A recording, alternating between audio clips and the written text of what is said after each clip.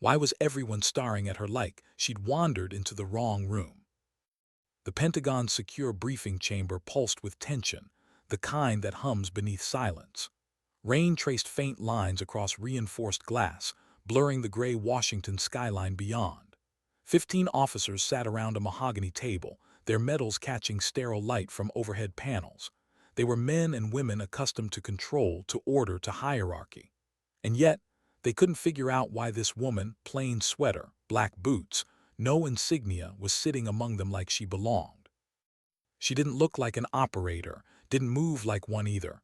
Too calm, too still, the kind of stillness that made people uneasy without knowing why. Colonel Marcus Brennan watched her from across the table, jaw set tight. 23 years in uniform, and he'd never seen someone walk into a top-secret briefing without clearance badges. He'd seen arrogance before, but this wasn't that. This was something else. Controlled indifference. He leaned forward. "Ma'am, this is a classified session. You'll need to identify yourself." The woman looked up, eyes dark and steady, then back to her notebook. "I heard you," she said quietly. Her voice was soft, almost conversational. It wasn't defiance, it was precision. Commander Patricia Hayes glanced at Brennan, then at the woman. Security protocols require identification from everyone present. Someone coughed from the far end. Major Torres, an Army Ranger with a short fuse, stood up abruptly. "We're discussing Operation Nightfall. This is compartmentalized above Tier 1. Either you show credentials or you're out." The woman didn't move, just met his glare with quiet patience. "You could do that," she said softly, "but you'll waste 15 minutes you don't have." Brennan opened his mouth to respond, and the door opened. The man who stepped in silenced the room. Civilian clothes, silver hair cropped military short, eyes that carried command. David Kessler, officially Department of Defense consultant. Unofficially, the kind of man whose handshake could start or stop wars. "Commander Hayes, Colonel Brennan, I'll clarify."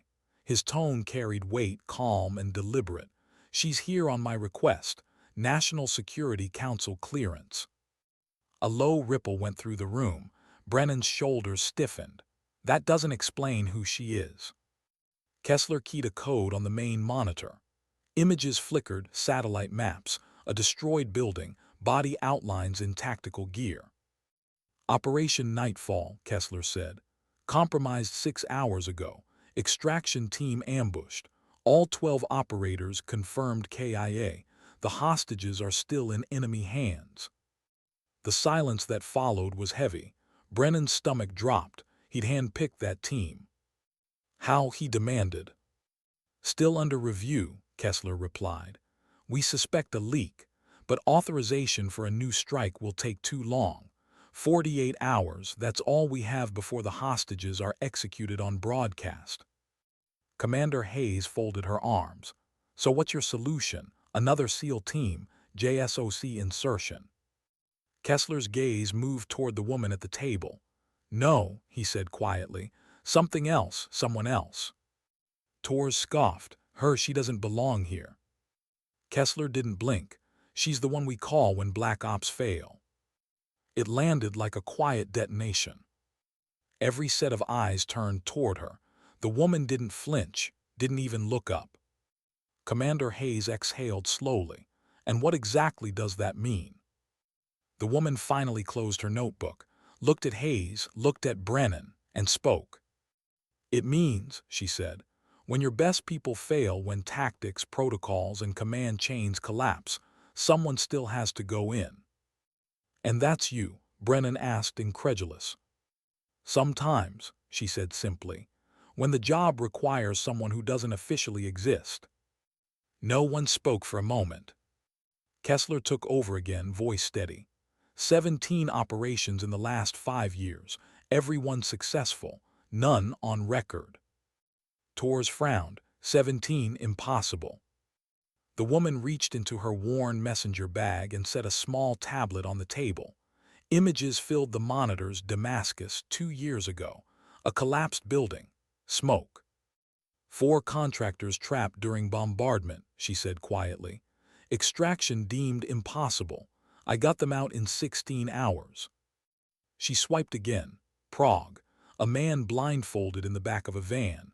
CIA analyst compromised by foreign intelligence, recovered before transfer. The room was silent but charged, that unspoken tension between disbelief and awe. Hayes leaned in. Your success rate. The woman looked her in the eye. 17 missions, 17 successful outcomes. That's statistically impossible, Brennan said. I specialize in impossible. It wasn't arrogance, it was fact. The way she said it, calm, measured like the word impossible, had long since lost meaning for her. As the room adjusted to the idea of her, Kessler projected new imagery. The hostage compound deep in the Caucasus Mountains.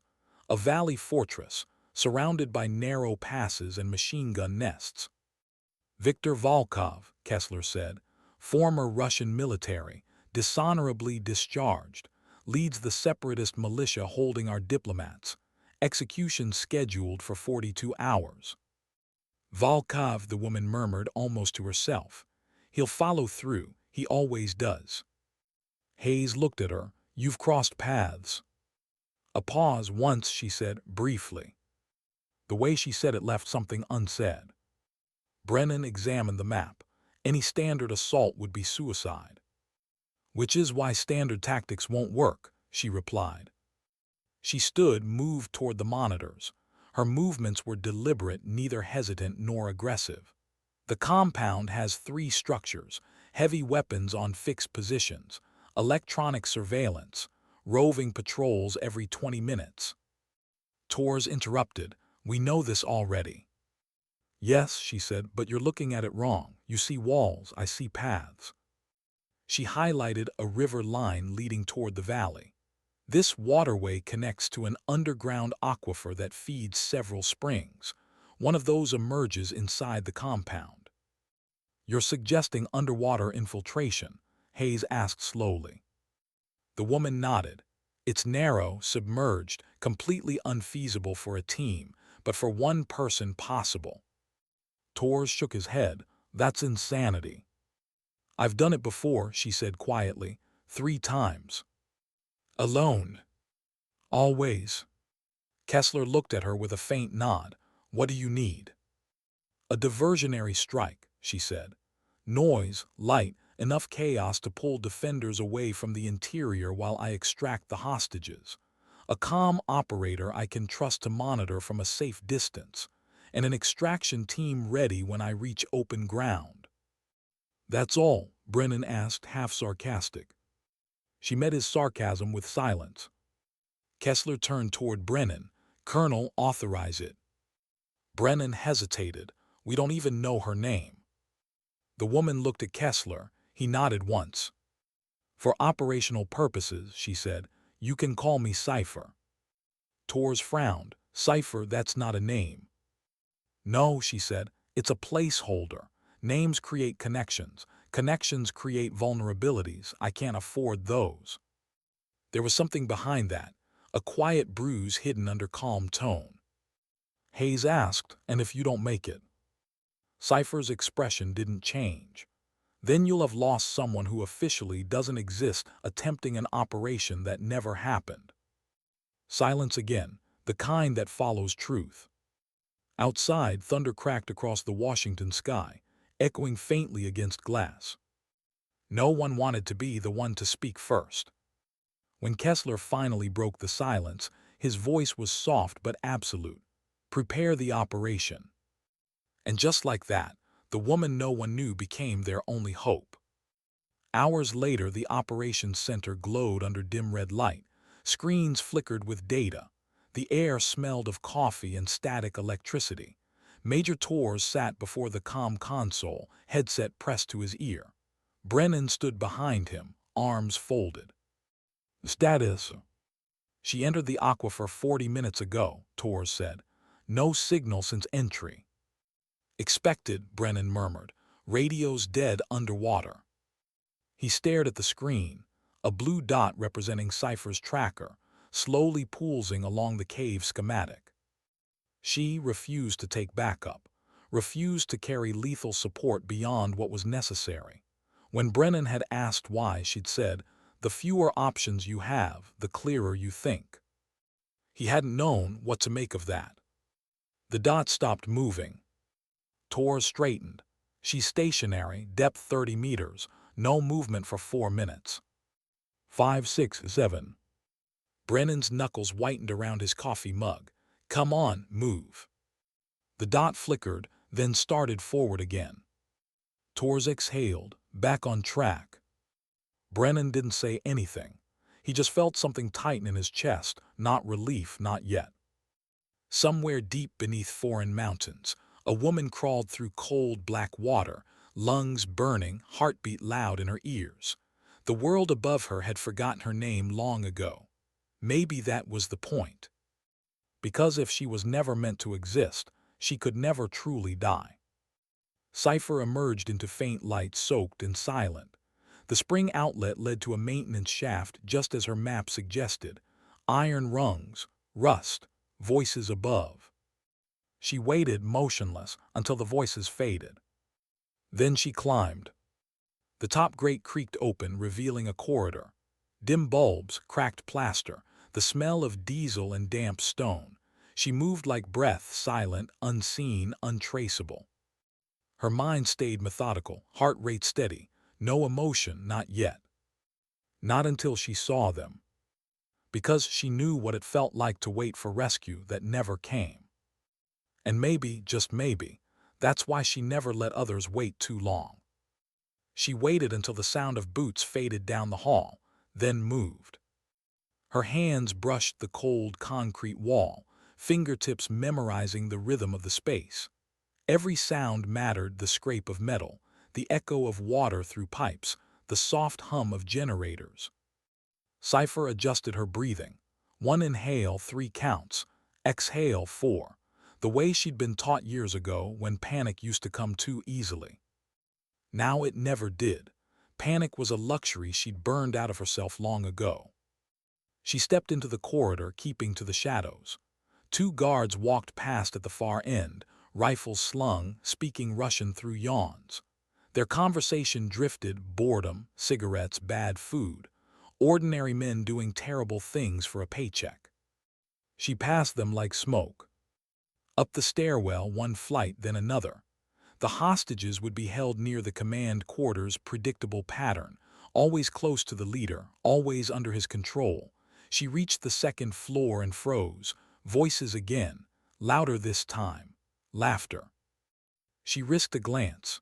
Through the gap of an unlatched door she could see a small table, a radio, a bottle, 2 men playing cards. Their rifles rested against the wall behind them. Cipher crouched, watching. Timing mattered more than violence. The first man stood to stretch, back turned. The second leaned forward, complaining about the cards. In that heartbeat between movements, she crossed the threshold. Her hand covered the standing man's mouth, a short twist, a sharp drop. His body slumped silently. The second turned just in time to see his partner fall. A precise strike to the carotid. 1 breath later he joined him. 2 lives extinguished with no more noise than a whisper. She dragged them into a dark corner, covered the bodies with an old tarp, and checked the room. A small window overlooked the compound courtyard. She saw the militia patrols, packing, armed, confident. Confidence was a dangerous thing. It made people lazy. Cipher's eyes shifted upward. The 3rd floor windows were reinforced, command offices most likely. She studied the angles. There was movement there, a shadow packing behind curtains. Volkov. He'd been taller last time she saw him. Or maybe time had shrunk him. Guilt, failure, self-loathing compressing a man's spirit into something smaller than his legend. Her jaw tightened. She'd known his type, once. The memory tried to surface, the smell of sand, the ringing in her ears. The moment she realized no one was coming back for her, she pushed it down. Not now, not here. Emotion was noise. Noise got you killed. She moved again, quiet as dust. The next hallway was darker, narrower, a single door at the end, heavy with reinforced locks. That would be it.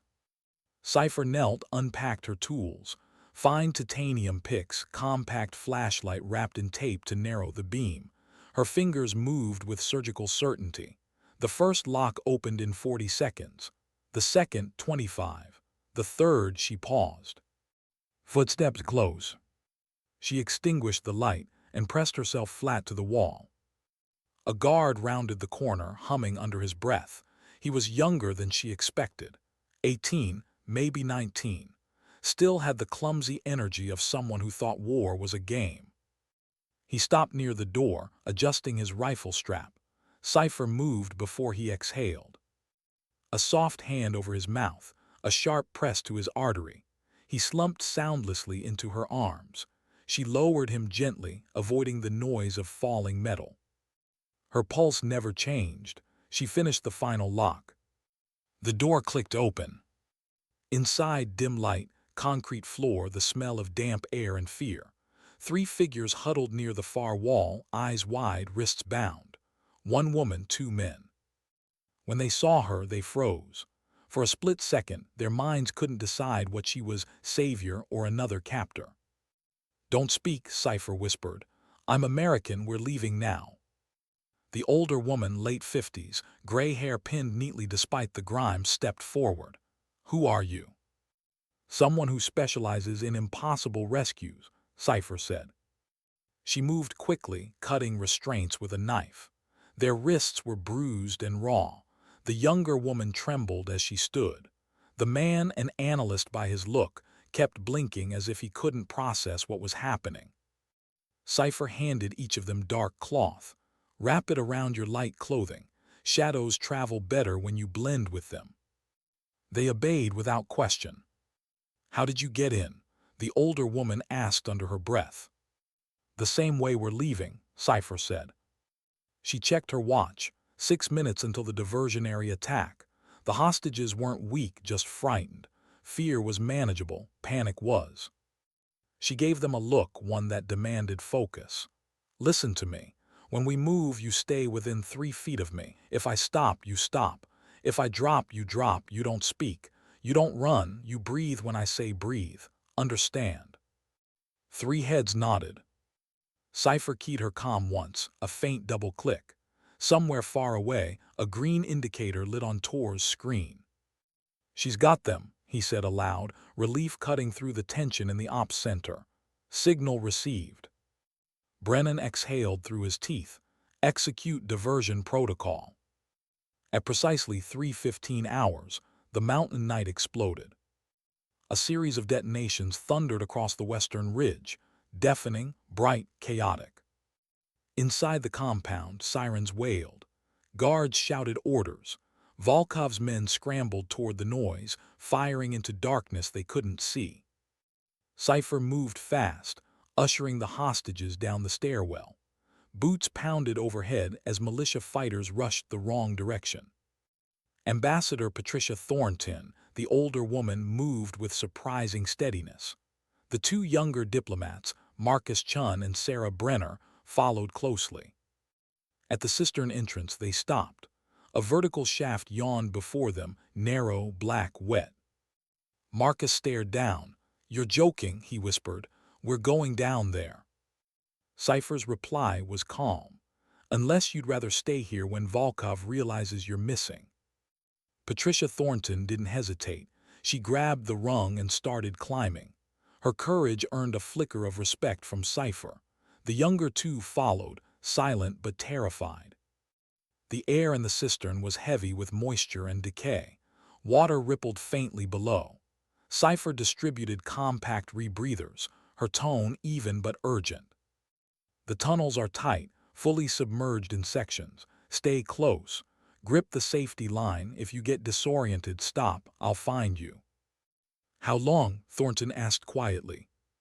"About 90 minutes, Cipher said, "if everything goes right." "And if it does," Sarah whispered. Cipher met her eyes. "Then we adapt." They entered the water together, one by one swallowed by blackness. The cold hit like a memory. Cipher's light stayed off. Her mind mapped the space in touch, pressure, instinct. She counted heartbeats between turns, air pockets, and narrow splits.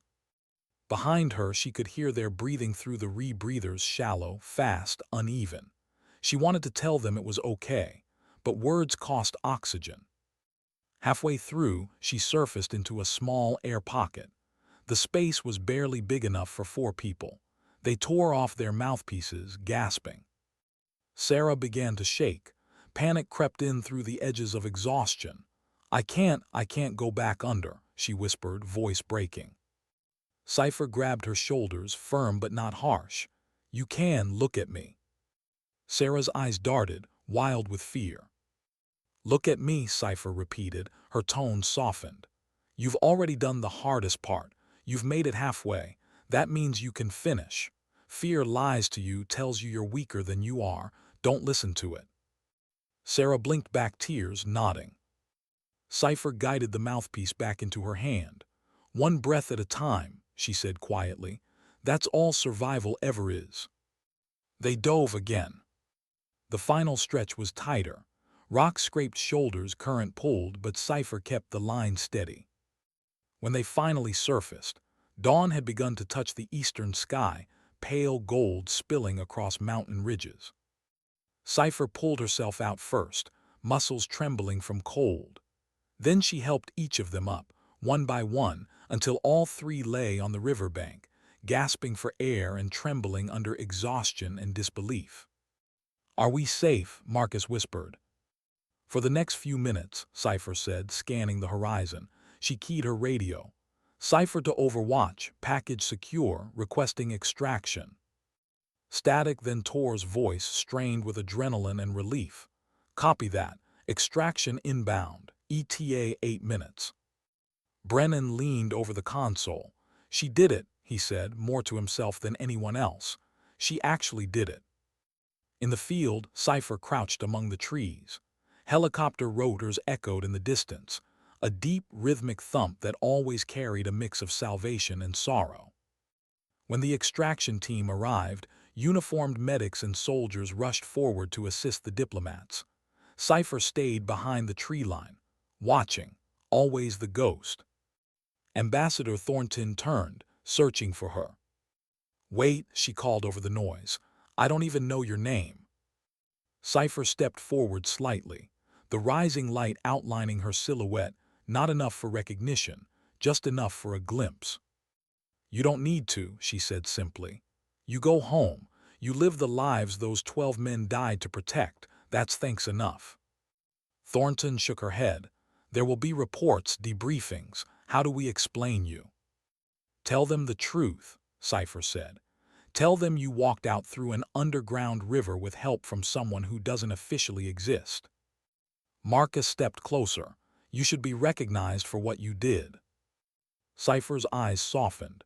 "Recognition isn't why I do this." Sarah, still pale, whispered, "I'll never forget you." Cipher smiled faintly, the kind of smile that never reaches the eyes. "Yes, you will," she said, "and that's how it should be." For a moment, none of them spoke. Then the helicopter's downwash forced them to look away. When they turned back, she was gone. The forest swallowed her without sound. 3 weeks later, the Pentagon conference room smelled of old coffee and fatigue. Ambassador Thornton sat across from Brennan and Commander Hayes, recounting the rescue. Her tone was careful, deliberate, the kind of truth designed to survive redaction. She never used Cipher's name. She never said how the woman had come or gone. When the debrief ended, Brennan found Kessler waiting in the corridor. "She made it back," Brennan said. Kessler nodded. "Already deployed again. Southeast Asia, details compartmentalized." Brennan exhaled. "How many more times can she do this?" Kessler's gaze drifted. "As long as impossible situations exist." Brennan hesitated. "Who is she really?" Kessler's eyes softened with something like respect. "Someone who survived something that should have killed her. Someone who decided that if she kept surviving, she'd make it mean something." Brennan nodded slowly, staring down the hallway. "The best kind of soldier." Kessler shook his head. She's not a soldier. She's the space between soldiers, the part no one talks about. Outside, rain began to fall again. Same rhythm, same silence. And somewhere across the world, Cipher sat alone in a quiet cafe, reading an intelligence brief. Just another woman with a coffee cup and a thousand-yard stare no one noticed. No uniform, no name, no applause. Only purpose. Because some people don't need medals to know what they're worth. Some carry their redemption in silence. And sometimes dignity doesn't speak, it simply acts. What happens to someone who never comes home? Not in body, but in mind. Cipher sat by the window of a nameless cafe in Bangkok, her reflection fading against the glare of morning light. The noise outside, scooters, street vendors, the murmur of traffic, all of it sounded like life from a world she'd stepped out of long ago. She stirred her coffee slowly, watching the swirl of cream like it was a pattern she was supposed to decipher. The handler sitting across from her spoke without looking up from his file. "You're supposed to be resting." "I don't rest well," she said quietly. David Kessler, always appearing where no one expected him, sighed, closing the folder. "Another one." Cipher's lips curved in a faint, humorless smile. "You wouldn't be here if it was." He studied her for a long moment. "You ever think about stopping?" She didn't answer immediately. Her gaze drifted toward the street, where a child ran past carrying a red balloon. The sound of laughter, innocent, unguarded, sliced through her composure like glass. "Stopping doesn't make the nightmares go away," she said finally. "It just gives them more room." Kessler nodded as if he'd expected that answer. He slid the folder across the table. South China Sea. Humanitarian convoy intercepted off the coast. 2 UN observers taken. Local insurgent group claiming responsibility. Situations deteriorating fast. Cipher flipped open the folder. Grainy photos, satellite images, names of dead Marines. How many people know? Less than 5. She glanced up. "Then why me?" "Because," Kessler said softly, "the team we sent to recover them didn't come back." Cipher said nothing for a long time, just the faint hum of the cafe's old ceiling fan filling the silence. When she finally spoke, it wasn't a question. Understood. She rose, left enough money to cover both coffees, and walked out into the heat. Kessler watched her go, shaking his head. "Every time you come back," he murmured, "I wonder which part of you stays out there." The island was little more than rock and jungle, a forgotten strip of land where rules dissolved. The insurgents had turned an abandoned fishing outpost into a fortress of rusted steel and desperation. Cipher crouched on a bluff overlooking the shoreline. The tide was low, revealing jagged coral teeth beneath the waterline. Her breathing was slow, her movements methodical. She wasn't supposed to exist here. But then, she never really existed anywhere. Her gear was minimal, a suppressed sidearm, a knife, compact rebreather, a pouch of rations. She moved through the undergrowth with practiced silence, senses expanding outward like a radar pulse. She'd done this 100 times before in 100 places that no one would ever name, but something about this one felt heavier, not the danger, the silence. There were nights, before deployments like this, when she wondered if maybe she was becoming the very thing she'd once hunted, a ghost feeding on the next mission just to stay real. At the base of the hill, a small structure sat half hidden by trees. Old wood, rusted tin, no visible guards. Cipher approached cautiously, testing each step. A creak here, a shift there, the jungle had its own language, and she knew how to listen. Inside the hut, she found signs of movement, cigarette butts, a boot print in the dirt, and a radio transmitter, still warm. Someone had been here minutes ago. She crouched, adjusting the frequency dial, catching fragments of a conversation in broken English. "Move them tonight, the woman first. Camera ready." Cipher's pulse stilled. A broadcast, propaganda. She slipped out, following the faint track down toward the beach. The air was thick with salt and humidity, the kind that made breathing feel like swallowing heat. As she neared the shoreline, she spotted them, 4 men hauling equipment toward a boat. One of them shouted something in Tagalog. Another laughed. Cipher's hand tightened around her weapon, but she didn't move. Not yet. Every operation had a rhythm, anticipation, chaos, release. Strike too soon and the rhythm breaks. Wait too long and the chance dissolves. A 5th man emerged from the tree line, taller, older, carrying a rifle that looked military-issue. He barked orders. The others obeyed instantly. The dynamic told her everything. Leader, loyalists, fear.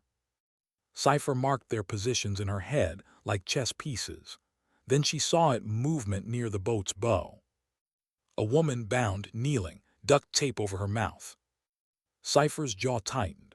She adjusted her aim not at the men but at the radio antenna mounted on the boat. One precise shot. The antenna snapped in half with a metallic pop. The men spun in confusion. By the time the leader shouted, Cipher was already in motion. 2 suppressed shots, 2 men down. She moved like she'd rehearsed it 1,000 times, no hesitation, no flourish, just efficiency. The 3rd lunged for the woman. Cipher's knife caught him mid-turn, fast and final. The 4th ran. He didn't make it far. The leader dropped his rifle and reached for a pistol. Cipher closed the distance, slammed him against the hull, weapon drawn. "Where are the others?" she demanded. He spat blood, defiant. "You think you're saving anyone? You're too late, they're already gone." She pressed harder. "Where?" He smiled, broken teeth in arrogance. "Doesn't matter, they'll kill her tomorrow, on camera, you can't stop that." Cipher's silence was the only reply, then a soft click. 1 shot. The ocean absorbed the sound like a secret. She freed the captive woman, cutting through the tape and restraints. The woman gasped, blinking through disorientation. Who are you?" she stammered. Cipher helped her stand. "Someone who doesn't belong here," she said, "but neither do you." The woman clung to her for a moment, shock, exhaustion, fear. Cipher steadied her gently, almost instinctively.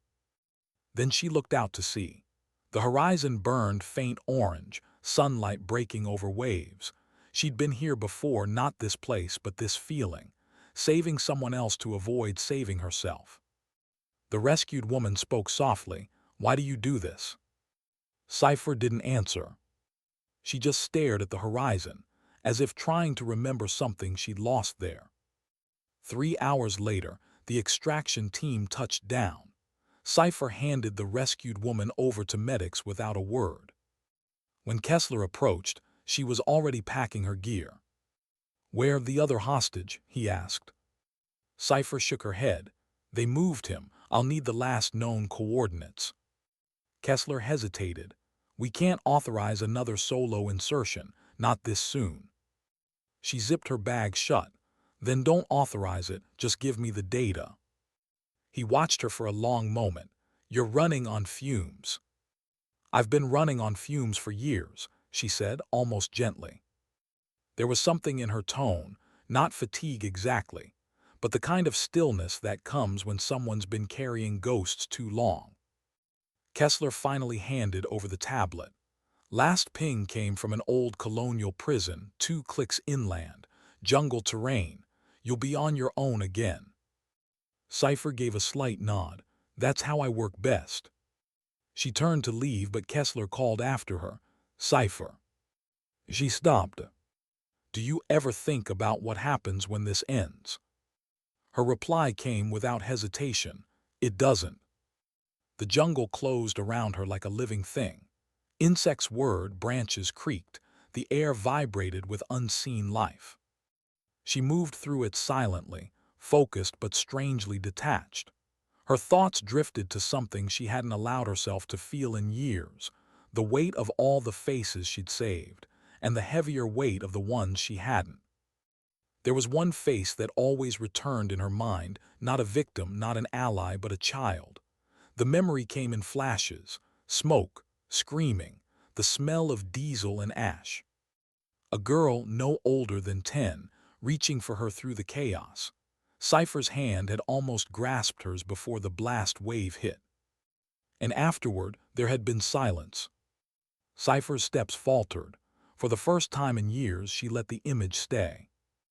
Maybe that was when Cipher was born, not in a briefing room or mission file, but in that moment when she realized survival meant carrying other people's endings. She shook it off, refocusing. The compound was ahead, old prison walls overgrown with vines, broken watchtowers, rusted gates, the smell of salt and decay. She studied the layout through her scope, 2 guards near the entrance, 1 on the roof, 2 patrolling inside, minimal security, overconfidence again. She learned that enemies who underestimated her rarely lived long enough to correct the mistake.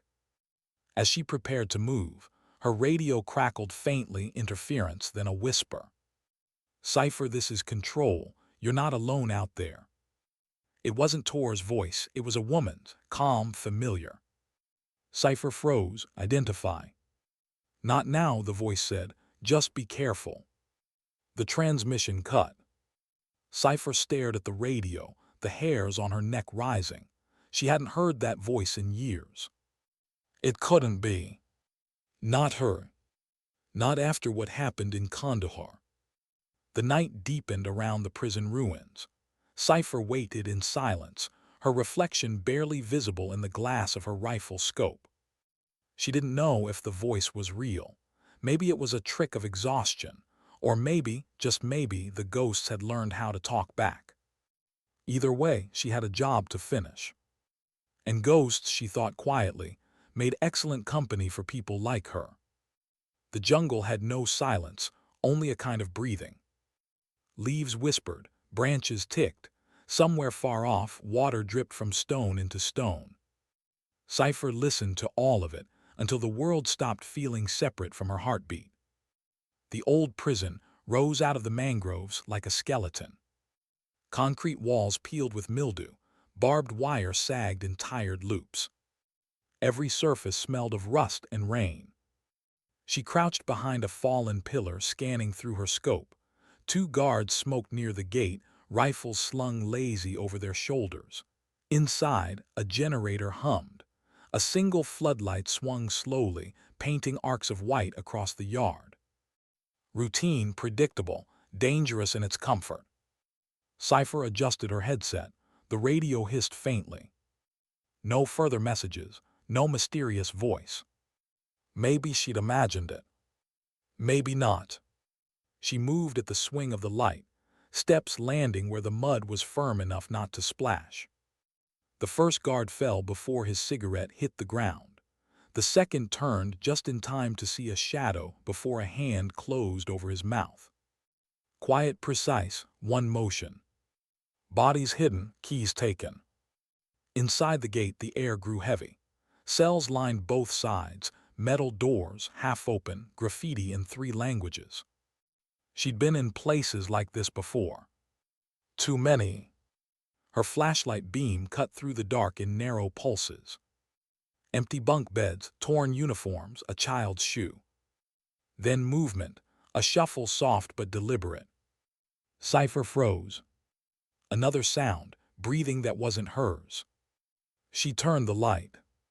A figure crouched in the corner of a cell, hands bound, head bowed, male, thin, beard matted with dirt. When the light hit his eyes, he flinched. "UN observer," she whispered. He blinked through disorientation. Who are you?"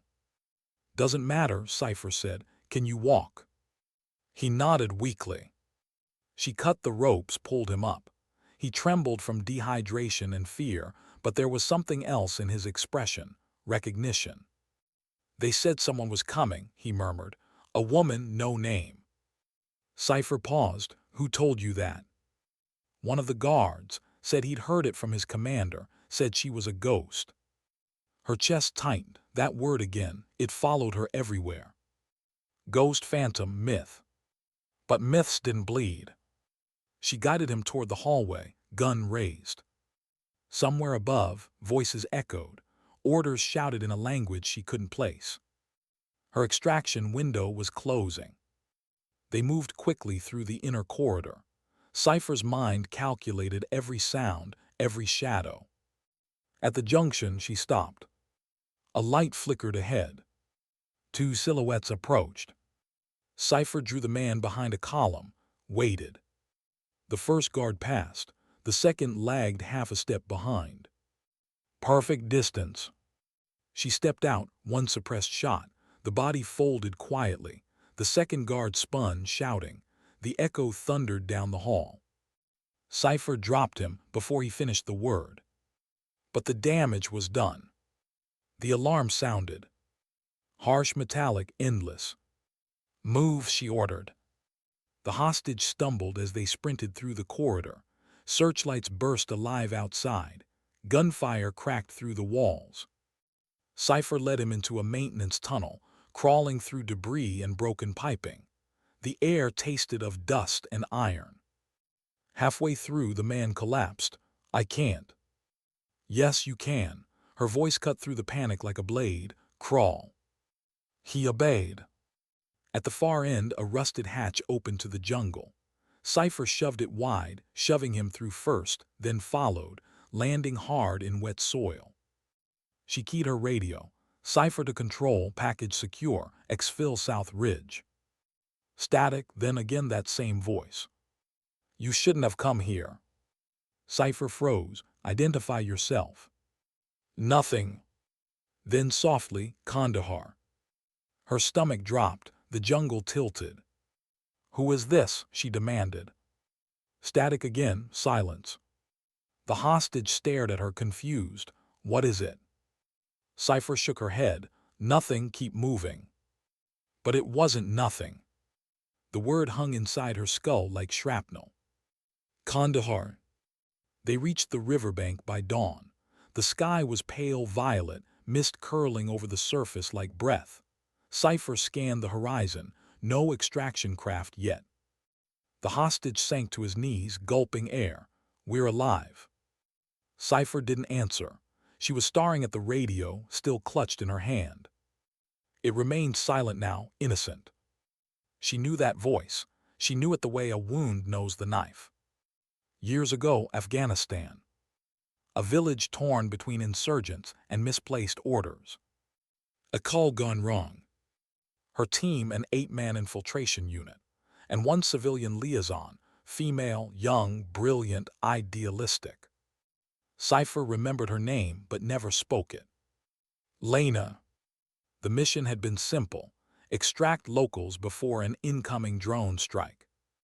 But the coordinates changed at the last minute. Cipher had gone back for a child. And the drone came early. She woke up under rubble. Lena didn't. Or so she thought. Cipher closed her eyes, forcing the memory back into its cage. The sound of the explosion, the weight of silence afterward. The moment she realized she was the only one still breathing. That was the day Cipher was born. The day she decided names were weaknesses. Now, years later, that same voice whispered from a government channel halfway across the world. Impossible. Unless someone wanted her to hear it. The extraction helicopter appeared like a ghost over the treetops, rotor wash flattening the grass. Cipher waved the pilot down, helped the hostage aboard. But even as the chopper lifted, her mind wasn't on the mission. It was on the voice. The impossible echo of a past she'd buried in the dirt of another continent. Washington again. Different city, same ghosts. Cipher stood outside a safe house window, rain streaking the glass. Inside, Kessler reviewed mission reports. When he saw her reflection, he didn't look surprised. "You're supposed to be in recovery." "I was," she said. "Then someone used a dead woman's voice on my channel." Kessler's expression hardened. "Explain." She told him everything: Kandahar, the transmission, the word. When she finished, Kessler leaned back slowly. "You're sure it was her?" "I don't forget voices," Cipher said. He rubbed a hand over his face. "There's been chatter about a private contractor network, former intelligence operatives. Some of them went rogue after the pullout. It's possible someone's using compromised archives. You think someone recorded her, or someone who wants you to believe she's alive. Cipher's jaw tightened. Why me? Because you're the only ghost they know how to summon. She stared out the window. The city lights blurred into streaks of gold. Once she'd believed anonymity was protection. Now she wasn't so sure. That night she couldn't sleep. Every time she closed her eyes, the voice returned. You shouldn't have come here. But beneath the words was something else. Pain, regret, maybe even warning. Cipher sat up, the room dimly lit by streetlight through blinds. She opened her notebook, pages of coordinates, faces, names erased. At the very back, one page remained untouched. Lena written once, then crossed out. Cipher stared at it for a long time. Then she uncrossed it with the tip of her pen. Some ghosts, she realized, weren't meant to stay buried. Kessler found her in the briefing room before dawn. You're going back, he said flatly. Cipher didn't look up from the satellite images she'd already pulled. Whoever sent that transmission used a relay hidden in the South China Sea network. It connects to an offshore facility that doesn't officially exist. Kessler sighed. Of course it doesn't. She slid him a file. I'll need transport. He hesitated. You're chasing a ghost. Her eyes lifted. So am I. He almost smiled. You're not going to stop until you find her, are you? Cipher shook her head. Would you? Kessler didn't answer. He just handed her a sealed envelope. Coordinates, one-way flight. If this turns bad, no one can pull you out. Cipher took it without hesitation. That's how I prefer it. The transport plane hummed quietly above the clouds. Cipher sat near the window, the world below hidden under darkness. She rested her head back, eyes half closed. It wasn't fear she felt, it was inevitability. Maybe the voice was real, maybe not.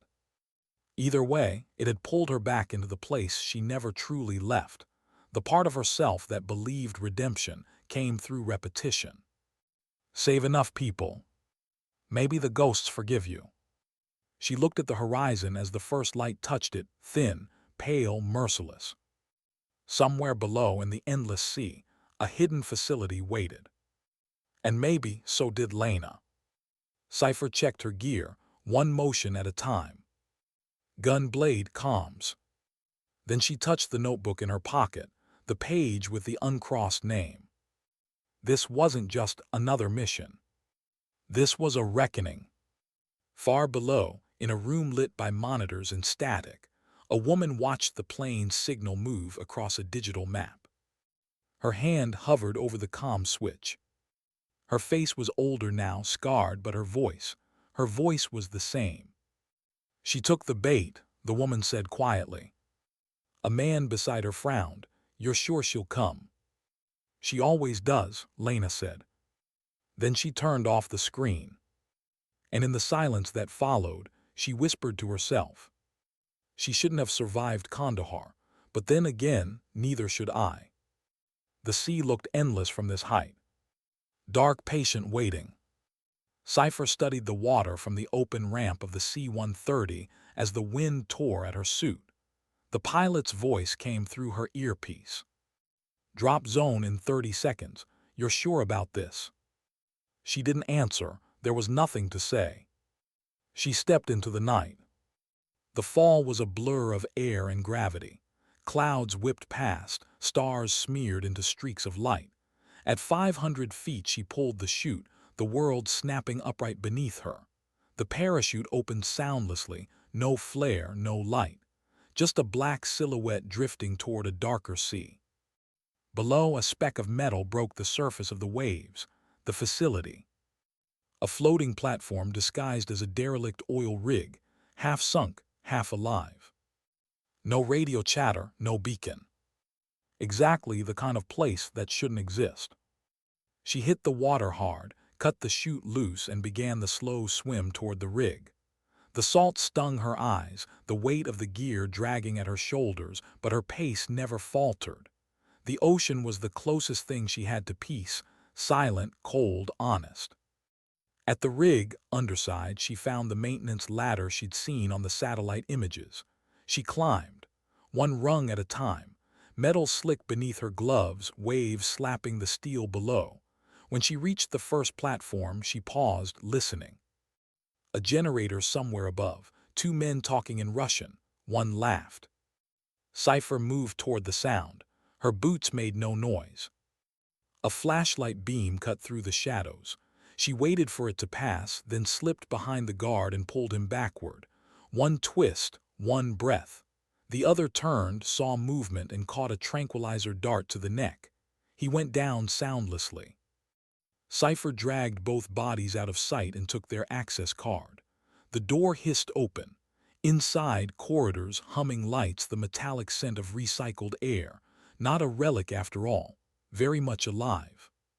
She moved deeper. Signs in multiple languages, English, Mandarin, Cyrillic.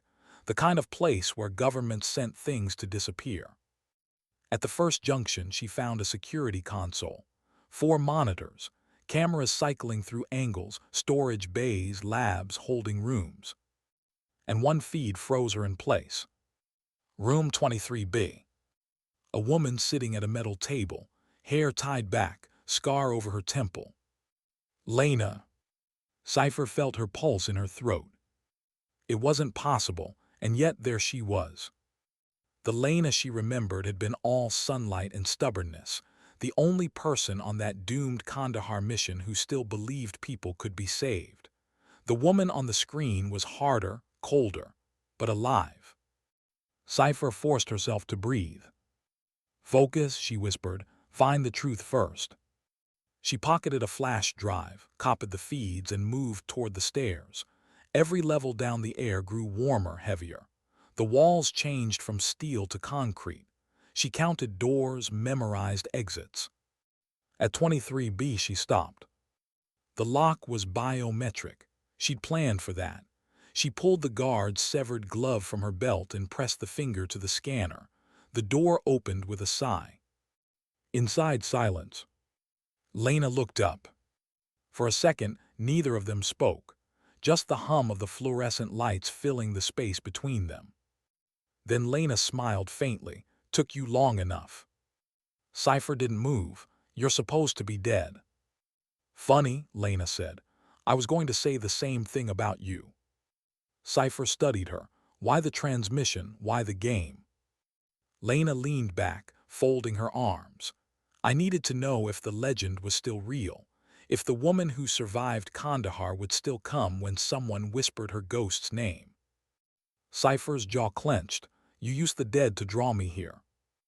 "I used a memory," Lena corrected, "because memories make you move faster than orders ever will." Cipher stepped closer. "Then talk, what is this place?" Lena's gaze flicked to the camera in the corner. "Not here." She stood, walking toward the door. "Come on, you want answers, follow me." Cipher hesitated, then followed, weapon lowered but ready.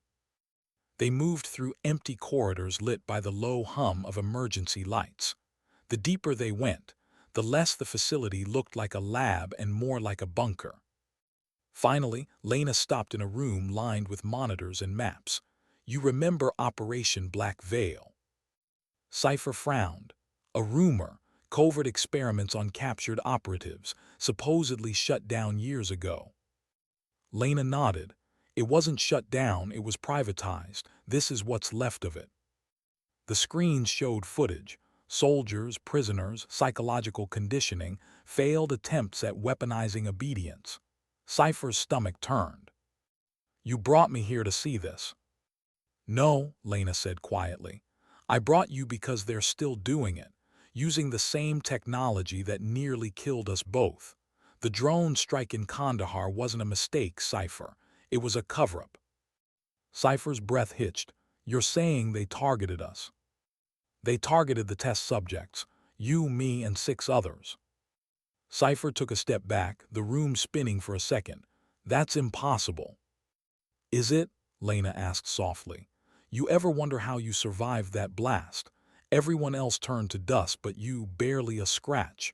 You ever feel like something changed after that? Cipher's silence was answer enough. Lena looked down. They built resilience into us, neurological conditioning. We were part of the trial without knowing it. Cipher's voice came out flat. You're lying. I wish I was. Lena handed her a tablet, files, photos, medical scans. Cipher's own face stared back from one of them, labeled Subject 17C. The room tilted again. The fluorescent light buzzed like a hornet in her skull. I escaped before they could finish the program, Lena said. But I couldn't find you, you were gone. I thought they'd buried you with the rest until I heard the missions, the rescues, the woman with no name, and I realized they kept you running, because as long as you were running, you were still their proof. Cipher's hands trembled. She gripped the table to steady them. You should have stayed dead. Lena's eyes softened. You don't mean that. Cipher met her gaze. I mean every word. For a long moment, neither spoke. Then the alarm started again, sharp pulsing. Lena's expression shifted. They know you're here. Cipher drew her weapon. You set me up. No, Lena's voice cracked. I didn't think they could trace the relay. We have to move. Cipher hesitated, reading her eyes. Fear, not the rehearsed kind, the real kind. Then lead, she said. They ran. The corridors erupted with the sound of boots and metal. Cipher dropped 2 guards before they turned the corner. Lena swiped a card through a service door. They spilled into a maintenance tunnel lit by red strobes. Where does this go? Cipher shouted. Lower deck, submersible bay. Gunfire echoed behind them. Bullets chewed through the wall. Cipher pushed Lena ahead, returning fire. 1 guard fell, another screamed, the third kept shooting until Cipher silenced him with a clean double tap. They reached a narrow metal ladder descending into darkness. Lena started down first. Cipher followed, the air thick with diesel and smoke. At the bottom, a small submersible waited, engine idling. 2 seats, 1 chance. Cipher climbed in last, sealing the hatch as rounds pinged against the hull. Lena hit the controls. The craft lurched, then dropped into the water with a heavy splash. The sea swallowed them. For a long moment, neither spoke, just the groan of the metal shell and the soft hum of propellers. Finally, Cipher broke the silence. If what you said is true, why come back? Why risk it? Lena stared ahead. Because someone had to tell you. They're still watching, Cipher. Every mission you completed, every impossible rescue, it wasn't luck.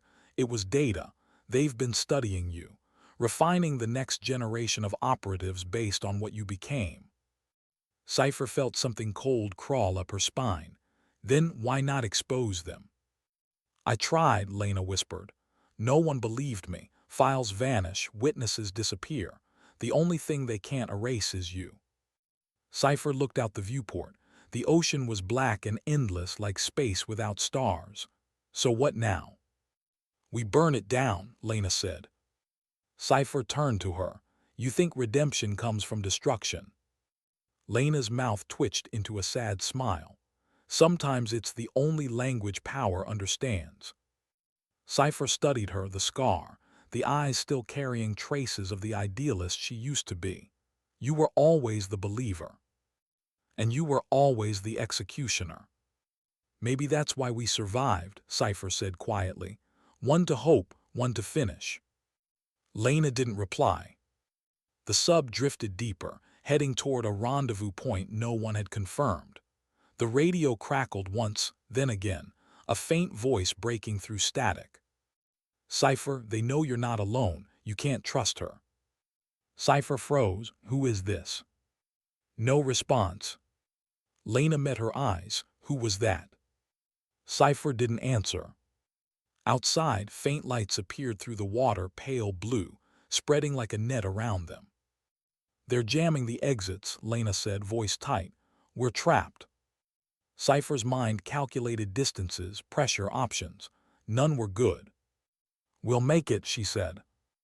Lena gave a small, knowing laugh. still pretending survival is a choice. Cipher reached for the manual release. You said we burn it down, let's start here. She triggered the charges she'd planted at the facility entrance hours ago, because she never walked into a place without planning a way to erase it.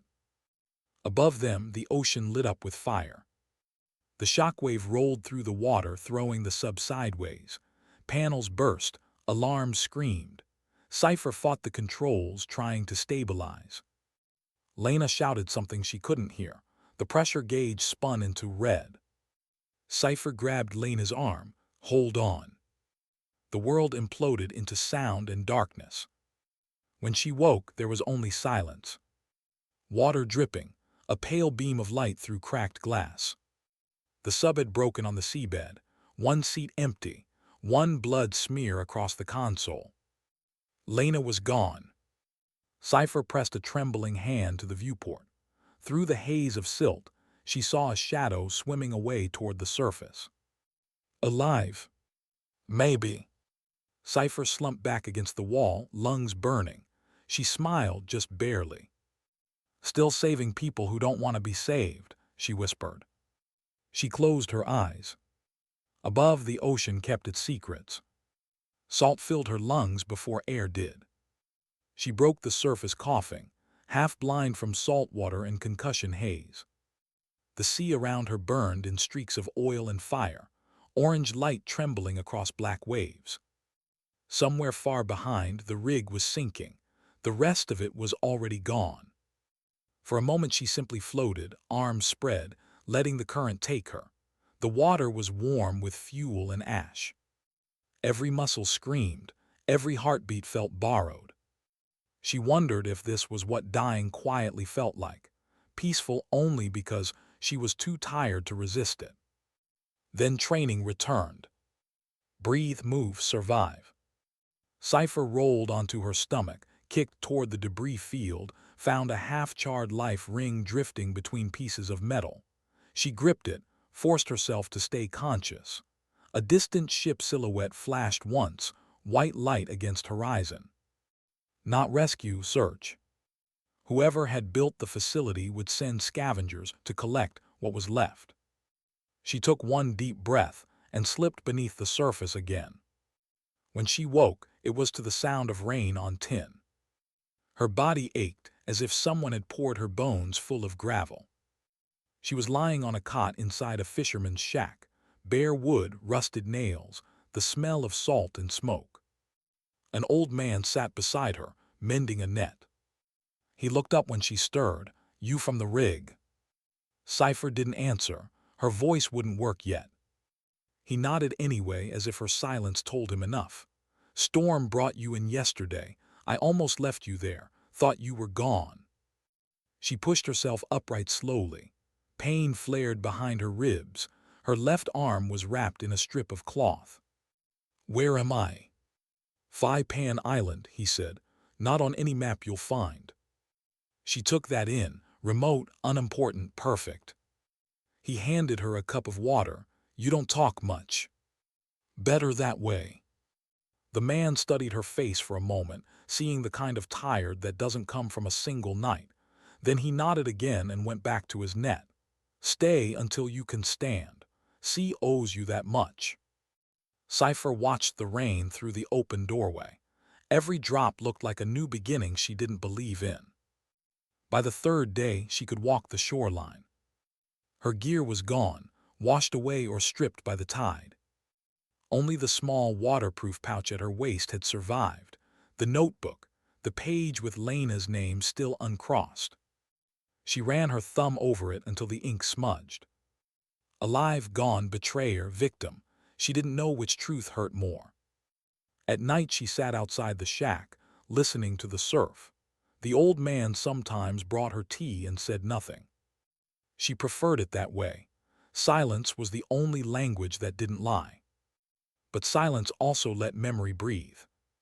Kandahar, the heat, the child's hand slipping away. Then Lena's face, alive, accusing. They built resilience into us. Cipher closed her eyes. The words wouldn't leave. Had she been living someone else's experiment all these years? Every mission, every miracle escape, every calculated instinct, was any of it truly hers? A soft beat broke the thought. She froze, reached into the pouch. A tiny locator tag blinking faintly, not dead after all. Its signal frequency was one she recognized, Kessler's emergency band. She hesitated only once before activating the receiver. Static hissed, then a voice cracked through. "Cipher, if you're alive, respond." She swallowed hard, reading. A pause, then pure relief. "Jesus, they said you went down with the rig." "Reports of my death are exaggerated," she murmured. Kessler's tone sharpened. "Listen, whatever was on that platform, it's bigger than we thought. Multiple governments disavowing connection, but data recovered from the blast site links it back to Project Black Veil. We need to debrief." Cipher looked out at the dark sea. "I don't debrief anymore." "Don't make this personal," he said. "We're trying to stop them." She almost laughed. "You don't even know who them is." "Then help me find out."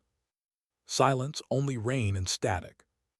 Finally she said, "I'll send coordinates when I'm ready." "Cipher." She cut the channel. The next morning she borrowed the old man's boat.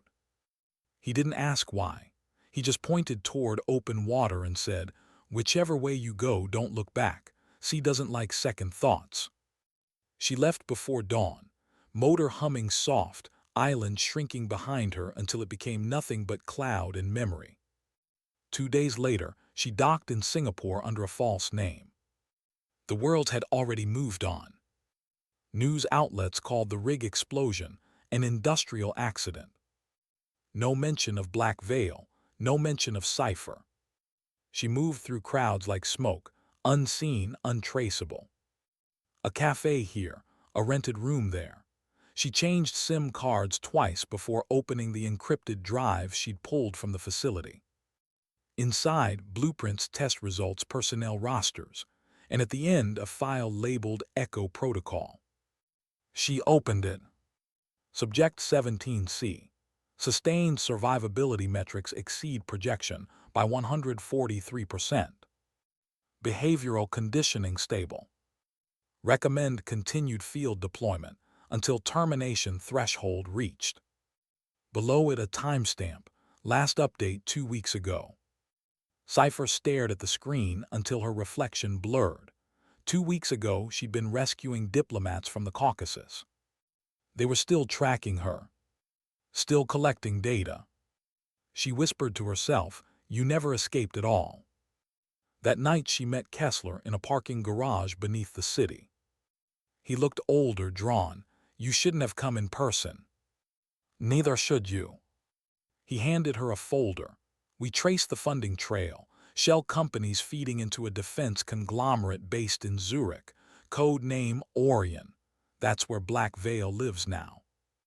Cipher flipped through the pages. Research divisions, asset transfers, surveillance programs. At the center, one name circled in red. Lena Darien. Her hand froze. "She's alive." Kessler nodded grimly. "Officially, she's head of behavioral innovation for Orion. Unofficially, she's the architect behind whatever they turned Black Veil into." Cipher's throat tightened. "She saved me." Maybe she thought she did. Maybe she's saving something else now. Cipher closed the folder. "Then it ends with her." Kessler hesitated. "You go after her, you won't come back." She gave a thin smile. "That's the point." He stepped closer, voice softer. "You don't have to keep paying for Kandahar." She met his eyes. "It's not about paying, it's about finishing." And she walked away. Zurich. Snow falling like ash. The Orion building rose above the river, glass and steel and quiet money. Cipher watched it from a rooftop across the street, wrapped in a civilian coat, hair pulled into a hood. Through the scope she could see the reflection of the lobby lights, the faint movement of security patrols. Every detail perfect, sterile and human. She'd come halfway around the world to confront the only person who might understand what she'd become. And she didn't even know if she wanted answers or revenge. Her comm buzzed softly. A single text from an unknown number, "Don't do this here. 2200, Bridge of Saints." No signature. Cipher memorized the message, then deleted it. At 10 that night, the bridge was nearly empty. Snow gathered on the stone railings, the river whispering beneath. Cipher waited, hands in her pockets. Footsteps approached. Lena. No guards, no disguise. Just the same scar, the same calm. "You're alive," Cipher said. Lena smiled faintly. "So are you again." Cipher's voice was low. "You're running Orion." "I'm steering it. Someone had to. If I walked away, they'd hand it to people who only understand control through cruelty. I can make it something else. By experimenting on people." Lena's expression didn't change. "By giving the world soldiers who don't break." Cipher stepped closer. "You made me this way." "No," Lena said softly. "I found you this way. Kandahar just revealed what was already there." Cipher laughed once, sharp, bitter. "You think that excuses it?" "It explains it. You turned pain into purpose. That's what they'll never understand. You don't need orders, you just need a reason." "Then give me one good reason not to end this." Lena looked at her, really looked, as if seeing both the weapon and the wound.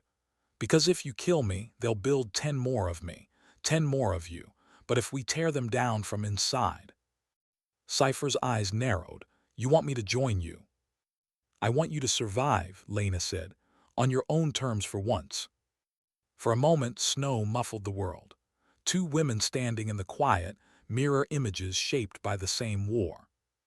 Cipher lowered her gaze. "Survival never been my goal." Lena reached out. "It should be." Cipher stepped back. "You don't get to decide what I become."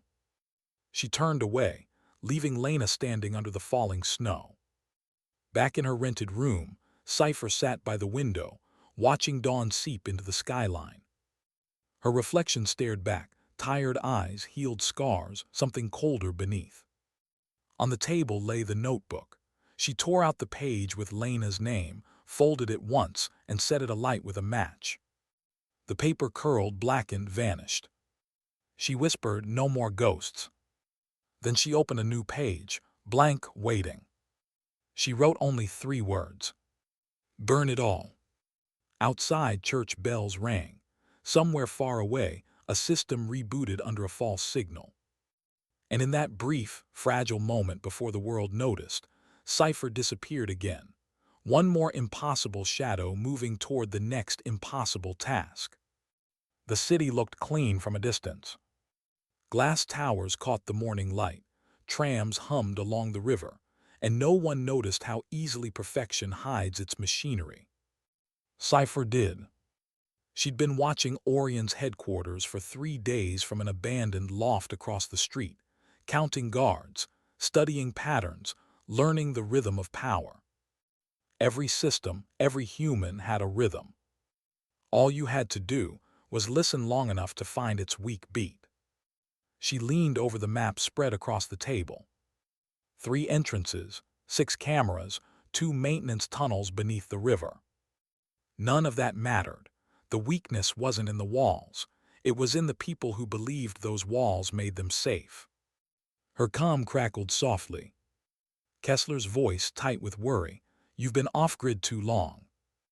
"I'm inside already," she said. A pause, then "Make it count." She shut the line. This part wasn't his to see. Inside Orion, everything smelled of ozone and cold metal.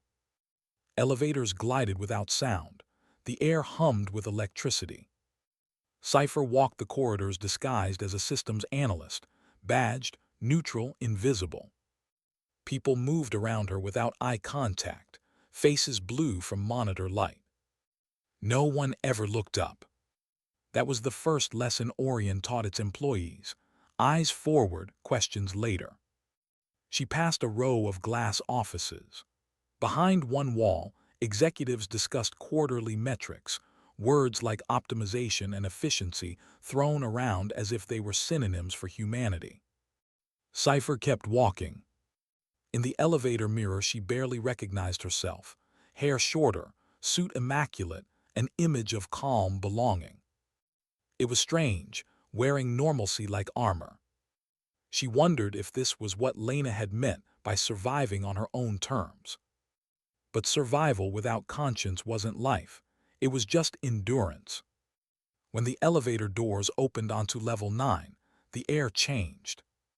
Colder, quieter. This was where Orion kept its black systems, the databases that tracked what shouldn't exist. Cipher's stolen badge led her through the first 2 checkpoints. The third required a retinal scan. She looked straight into the lens and thought of how many versions of her the world had already stored. The scanner blinked green. Doors slid open. Inside, rows of servers pulsed with blue light.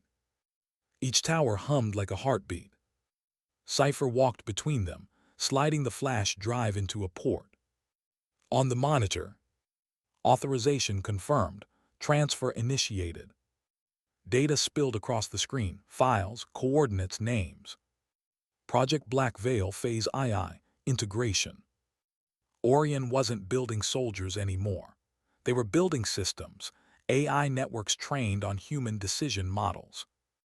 On her decision model, every impossible choice she'd ever made, every mission logged through hidden telemetry, all of it had become a blueprint for machines that could imitate moral judgment without empathy.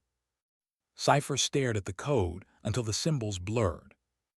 That was her legacy, algorithmic ghosts wearing her instincts. She pulled the drive free, pocketed it. Somewhere above, alarms murmured once uncertain. A ripple through the rhythm. She exhaled, they know.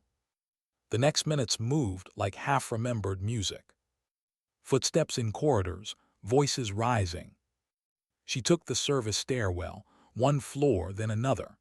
The sound of pursuit followed, distant like a storm still deciding whether to break. On level 5 she paused by a window. Snow fell over Zurich again, thin and silent. She could see her reflection, a shadow inside light, and for the first time she looked at it without flinching. Maybe Lena was right. Maybe they had both been experiments. But what they became after that, that belonged to them. Cipher pressed her palm against the glass. "You made me a ghost," she whispered, "so I'll haunt you properly." She turned, moving toward the stairwell that led to the roof. The roof was a flat stretch of frost and wind. Far below, the city glowed like circuitry. Lena was waiting. No guards this time, no pretense of accident.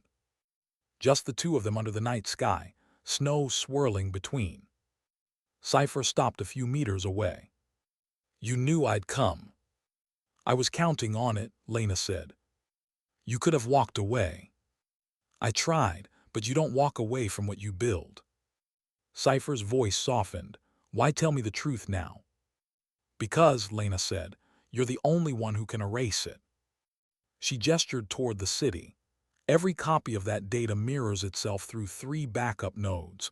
You destroy one, they adapt. You have to hit all at once. That's why I stayed." Cipher studied her. "You want me to trust you again?" Lena met her gaze. "No, I want you to decide if forgiveness is stronger than vengeance." Wind hissed between them. For a heartbeat they were 2 women back in another desert, before the noise, before the ghosts. Cipher reached into her coat, pulling the flash drive free. "This contains everything," she said. "Proof, records, algorithms, enough to expose them or end them." Lena nodded, "Then choose." Cipher looked at the drive, then at the horizon. Below, the city lived unaware of the decision, about to reshape it. "I spent years believing I was saving people," she said quietly. "Maybe I was just cleaning up the consequences of systems like this." Lena's voice softened. "So what are you now?" Cipher closed her fist around the drive. "Something they can't predict." She walked past Lena toward the transmitter array at the roof's edge. Her fingers flew over the keypad, rerouting connections, overriding security. Red lights began to pulse across the skyline as the network struggled to adapt. Lena watched. You realize this will collapse their global link. Every AI built on your pattern will crash. Billions lost. Some of them are guiding hospitals, flight paths. Cipher didn't stop. If you copy a conscience, you inherit its guilt. Lena stepped closer. Don't become what they made us to be. Cipher looked up at her. I already did, now I'm rewriting the ending. She pressed the final command. The city lights flickered, then one by one they went dark. No explosion, no chaos, just silence spreading outward like an idea whose time had come. Hours later, Zurich woke to a blackout that wasn't weather. News anchors called it a systems failure. Engineers called it a miracle. Cipher walked along the river, coat buttoned against the cold, blending into morning commuters who didn't yet know their world had changed. She carried nothing now, no weapon, no badge, no name.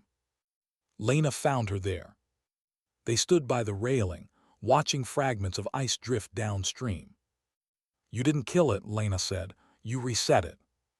Same result. Not exactly. You left a seed in the code, something that can learn from what went wrong. Cipher smiled faintly. Maybe the world deserves a second draft. Lena studied her. What about you? Cipher looked at the water. I'll keep doing what I do. Disappearing. Balancing. Lena nodded, accepting the answer she'd expected. If you ever need. Cipher cut her off gently. I don't need anything anymore. They stood in silence a long time. Finally, Lena said, Do you ever think about Kandahar?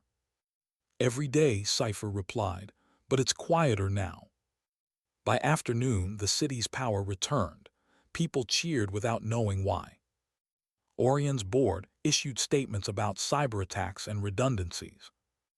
No one mentioned the woman who'd walked into their system and erased the shadows living there. Cipher sat at the train station, watching arrivals blur past. In her hand, a new notebook. Blank, clean, uncompromised. She wrote, When ghosts learn to breathe, they stop haunting. The announcement bell chimed. She closed the book, stood, and stepped onto a departing train. Through the window, snow gave way to sunlight. The reflection staring back wasn't an operative or an experiment or a weapon. Just a woman who had finally learned that saving the world sometimes means letting parts of it end. The train carried her toward another nameless horizon. Behind her, the city healed. Ahead, something new waited, maybe peace, maybe another impossible problem. Either way, she'd be ready. Because resilience wasn't what they'd built into her. It was what she'd built out of everything they broke. And somewhere between the fatting stations, her voice settled into the silence, calm, certain, free. Sometimes dignity doesn't speak. It simply acts. There are moments after every mission when silence feels heavier than noise. The world goes on breathing, but she doesn't. She just listens to the wind, the hum of a distant engine, the sound of everything she's lost catching up at last. Cipher had left Zurich without a trace. No passport, no digital shadow, not even a rumor. For weeks she moved through small towns and border crossings the way rain moves across glass, without leaving fingerprints. Some nights she slept in stations, some on rooftops. Each place she stayed felt borrowed, as if the world had lent her a corner to rest before asking her to keep moving again.